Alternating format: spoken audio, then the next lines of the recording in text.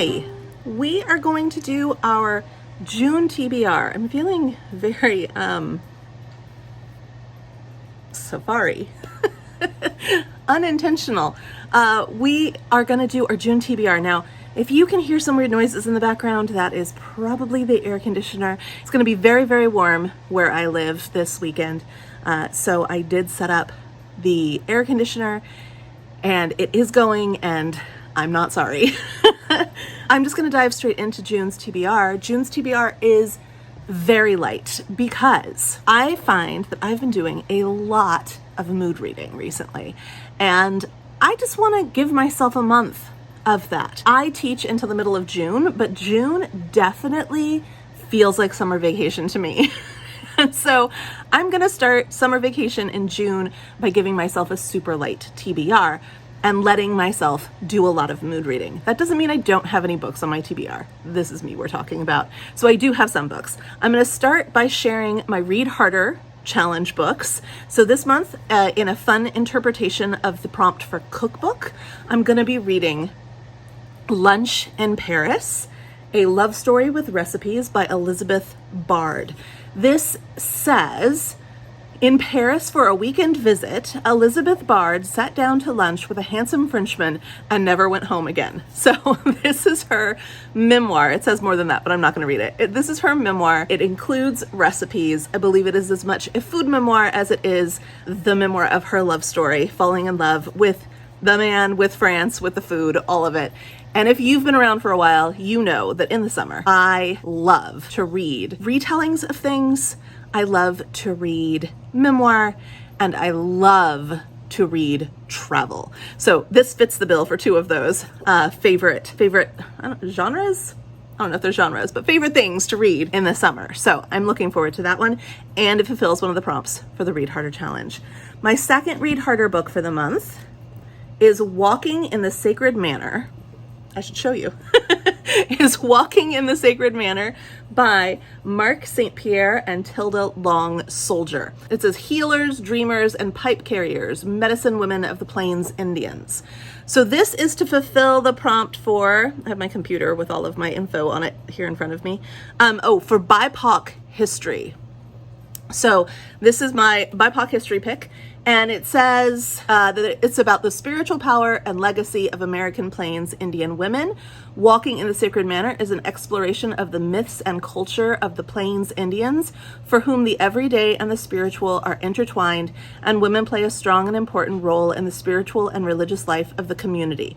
Based on extensive first-person interviews by an established expert on Plains Indian women, Walking in the Sacred Manor is a singular and authentic record of the participation of women in the sacred traditions of Northern Plains tribes, including the Lakota, the Cheyenne, and the Crow. So I am excited to read that. I love information about Native American culture, and I really love that that one's based on firsthand interviews.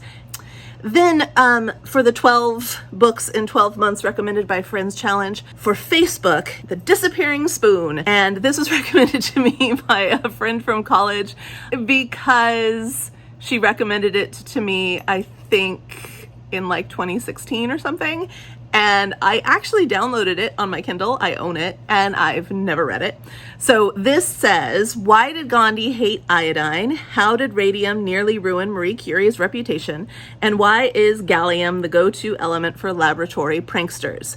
The periodic table is a crowning scientific achievement, but it's also a treasure trove of adventure, betrayal, and obsession. These fascinating tales follow every element on the table as they play out their parts in human history and in the lives of the frequently mad scientists who discovered them. So the description goes on from there, but it sounds fun. It sounds factual. So it's going to be a great little nonfiction to read, The Disappearing Spoon. And then ironically, maybe not ironically, coincidentally, there we go, that's the right word, coincidentally, another nonfiction. So far my TBR is starting with 4 nonfiction, which is different for me. So we've got another nonfiction. My Instagram friends suggested I read Quiet. This is by Susan Cain, and I don't think this needs an introduction. I think most people are familiar with this book, but just in case you do, it says at least 1/3 of the people we know are introverts. They are the ones who prefer listening to speaking, who innovate and create, but dislike self-promotion, who favor working on their own over working in teams. It is to introverts, Rosa Parks, Chopin, Dr. Seuss, Steve Wozniak, that we owe many of the great contributions to society. In Quiet, Susan Cain argues that we dramatically undervalue introverts and shows how much we lose in doing so. I'll stop there. Well, you know, it's about introversion, what introverts have to offer, and the kind of way that society caters to the extrovert and idolizes the extrovert. So I'll be reading that. My book of the month book is The Collected Regrets of Clover by Mickey Brummer. This is a debut novel, and it is about a woman who feels closer to death than to life. When she was a child, she saw her kindergarten teacher die while doing a dramatic telling of Peter Rabbit. And then her grandfather dies when she's older and she's not there to be with him. And so these things and others push her towards wanting to help people in these final days leading up to death and then through the death process. But she realizes in helping another client that she herself has maybe not lived. And so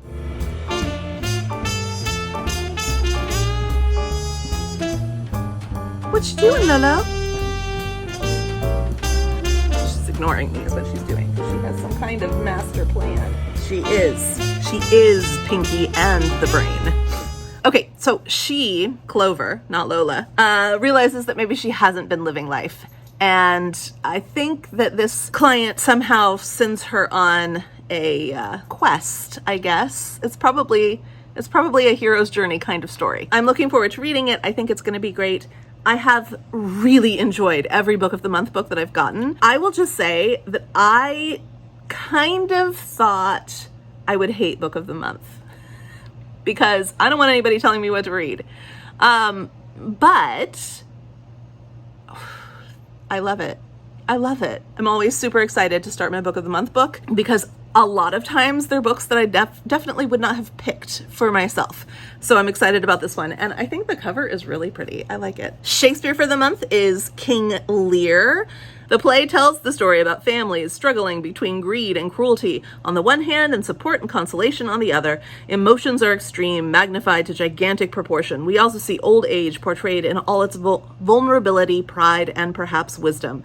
One reason this most devastating of Shakespeare's tragedies is also perhaps his most moving. I don't think it's his most moving at all.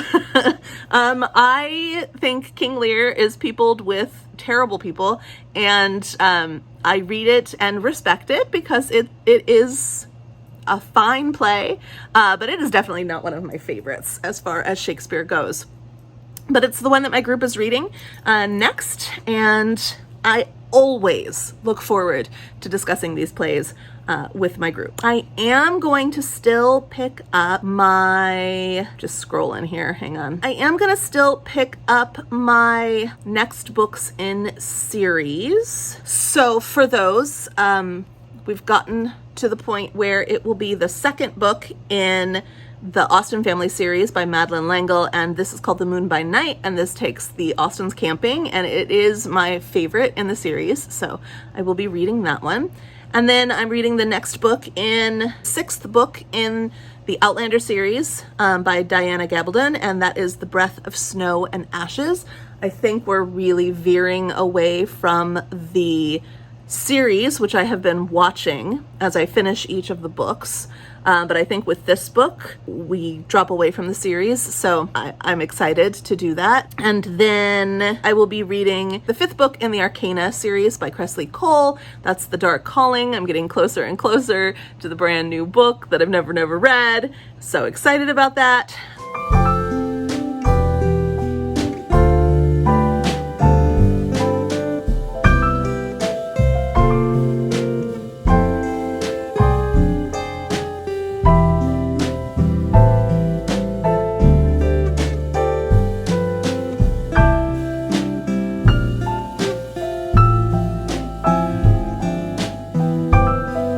Also be reading the next book, the second book in the Seven Sisters series. This one's called The Storm Sister, and I'll go ahead and read you the description of that one because each book in this series follows a different sister and the stories are quite different from each other. So it says, Allie is about to compete in one of the world's most perilous yacht races when she hears the news of her adoptive father's sudden mysterious death. So they all hear the news of the sudden mysterious death at the beginning. Rushing back to meet her 5 sisters at their family home, she discovers that her father, an elusive billionaire affectionately known to his daughters as Pa Salt, has left each of them a tantalizing clue to their true heritage. So this happens to all of them at the beginning of the books. But the timing couldn't be worse. Allie had only recently fallen into a new and deeply passionate love affair, but with her life now turned upside down, she decides to leave the open seas and follow the trail that her father left her, which leads her to the icy beauty of Norway, which will be fun to read in June. There, Allie begins to discover her roots and how her story is inextricably bound to that of a young unknown singer, Anna Landvik, who lived over a century before and sang in the first performance of Grieg's iconic music set to Ibsen's play Peer Gynt. As Allie learns more about Anna, she also begins to question who her father, Pa Salt, really was, and why is the seventh sister missing. That is the next book in that. So far, I think it's a really fun series. I wasn't sure if I would continue with it, but I definitely am. Those are the books that I will definitely read in the month of June. I've also decided that in the month of June, I am going to read from my Audible TBR, my Kindle TBR, and my physical TBR. And I'm going to do this in a way that enables me to keep making progress in all 3 of those spaces, but also keeps it kind of fun. Enables me to do some mood reading as well. So I've picked one book from each of those avenues: physical, Audible, and Kindle. I'm going to start with those 3. And then as I finish one, let's say I finished the first Audible, then I'll look at the cover of that Audible book and I'll choose my next Audible book based on some connection. Like, for example, if this was one of the books that was counting for this, I might find another physical book that has hands on it, or I might find another physical book that features a lot of purple, or I might find another physical book with flowers, or maybe even, if I had to stretch it, I might find another physical book that appears to have a gift of some sort on it, because I think these flowers look like a gift. Or maybe I know that's a woman holding those flowers, or I assume that's a woman holding those flowers. Maybe my assumption is wrong. Maybe I'm just looking for a person offering something to someone else on the cover. Is this making sense? I will interpret the cover of the work I have finished, and that interpretation will help me decide on my next cover. As I finish an Audible book, I will always replace it with an Audible book. It doesn't have to be Audible. I just mean audio book. So I've got my Audible TBR, but I will also look at my holds that come in on Libby, because I've got a lot of things requested, and some of them have been requested before they were even released, so I never know what's going to come in. So I'll keep looking at what has come in for that. But as I finish an audio, I will replace it with an audio. As I finish a Kindle, I will replace it with a Kindle book. And those might be from my library, they might be from NetGalley, and they might be from Kindle Unlimited, or they might be things I've purchased. I don't purchase a lot of things direct, though. And then as I finish my physical book, I'll replace it with another physical book. And we'll see. I'm curious to see which of those 3 avenues I get through the most books. I don't think it will be indicative of my reading all the time because I know that I listen to a lot of audiobooks in transit to and from work every day. That will only be happening for about half the month. And so I don't know if I will continue to listen to a bunch of audiobooks while I'm at home. I'll still be taking this little one on WALKs and things like that, but that's not as long as a commute to and from work.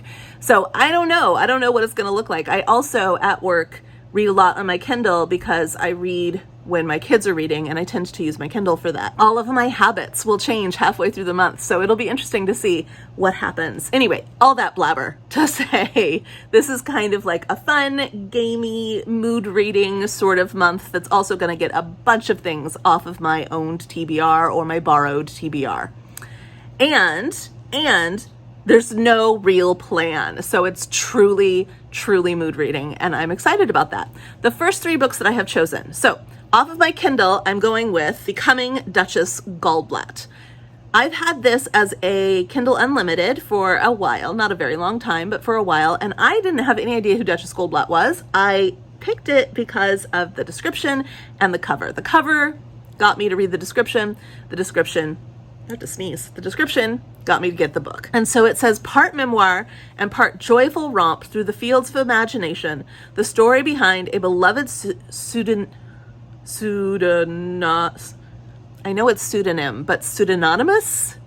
Twitter account reveals how a writer deep in grief rebuilt the life worth living. Becoming Duchess Goldblatt is 2 stories. That of the reclusive real-life writer who created a fictional character out of loneliness and thin air, and that of the magical Duchess Goldblatt herself, a bright light in the darkness of social media. Fans around the world are drawn to her grace's voice, her wit, her life-affirming love for all humanity, and the fun friendship of the community that sprung up around her. So I think that Duchess Goldblatt is a fictional character who has a Twitter account, and that Twitter account is run by the person who wrote this memoir, and that person doesn't reveal who they are, but we still learn their life story or the way behind the story behind the creation of their false front. And so we've got Duchess Goldblatt, who is a different entity from, but run by the creator, and we've got the creator. And we're going to hear both of their stories, but I still don't think that the creator ever reveals who they actually are. So this will be fun. I'm very, very curious about that. Then I picked for my first Audible or audio, I keep saying Audible, but my first audio listen is actually on my Libby app from my library. And that is going to be All Things Aside by Eliza Schlesinger.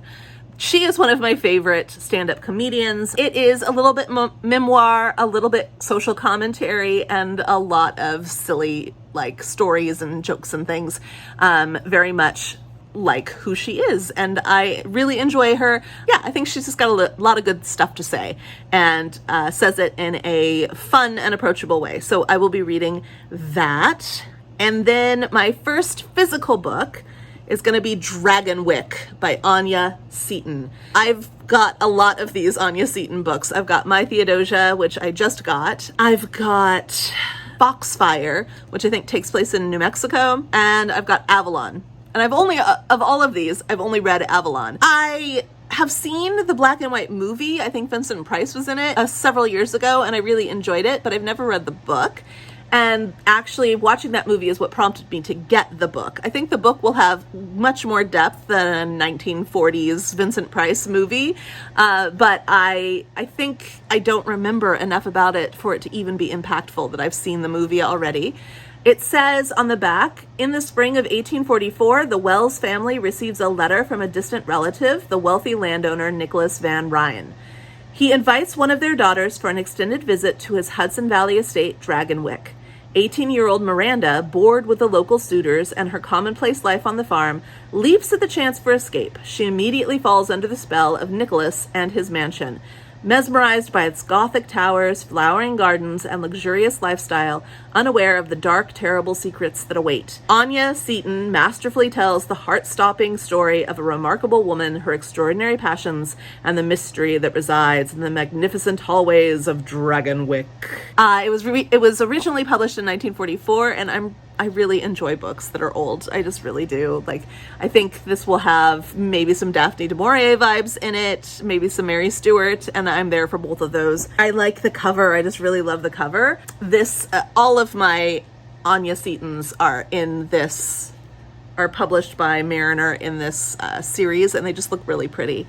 And they're floppy. It's hard to tell, but they are pretty floppy. Anyway, that's it. That is it for the TBR for the month of June.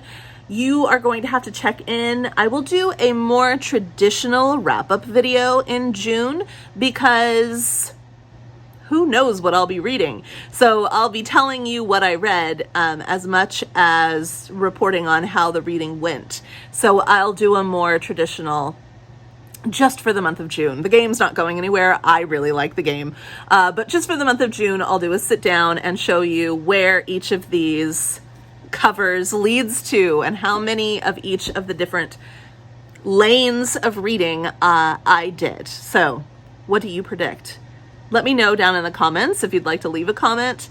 Let me know if you think I will read more physical, more audio, or more Kindle books. And also, as always, please do let me know if you've read any of these books, if you have enjoyed them, and if you think that you know a book that matches any of the covers of the 3 that I'm going to be reading for this fun little romp through mood reading, then let me know.